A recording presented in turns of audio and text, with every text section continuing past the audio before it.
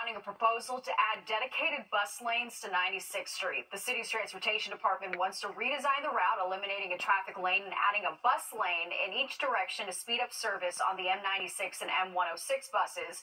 Those routes service more than 15,000 riders daily, but opponents of the plan say that it'll create safety issues and make traffic worse. It's happening on 96, but it could happen anywhere.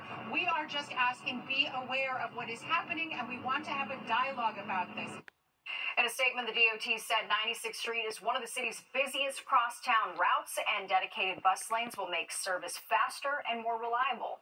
Well, a new pilot program from the city is awarding up to $4,000 grants to migrant families who exit the shelter system and find their own housing. All right, Fox 5's Jessica Formoso takes a closer look at how the program works and if it's working so far. A shelter is an emergency solution that is intended for the short term. It is important that that short-term solution is safe and healthy, and that we are providing families with an opportunity to get back on their feet. The New York City Department of Homeless Services is offering up to $4,000 to migrant families with children and pregnant women who are currently residing in a city shelter. It's called the Asylee Move Out Assistance Program, a pilot program that began last December, helping asylum seekers transition from a shelter to permanent housing. So far, 150 families have benefited from the program.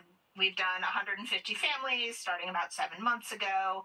I think we have had one person from a family, not even the whole family, come back. So that is, in my mind, a very strong success rate thus far. The one-time grant is modeled after the enhanced one-shot deal program for those in the traditional homeless shelters, only to be used for first and last month's rent, security deposits, moving expenses, and household supplies. It really is for documented expenses related to permanent housing. So that could be first and last month's rent. It could be moving expenses, household supplies, things that somebody who is brand new to the country, brand new to permanent housing might not have. But the shelter providers are really looking at documentation. The money is coming from DHS' existing budget. Since the program is only a pilot, it is not offered at every migrant shelter, but only at 62 sites for now.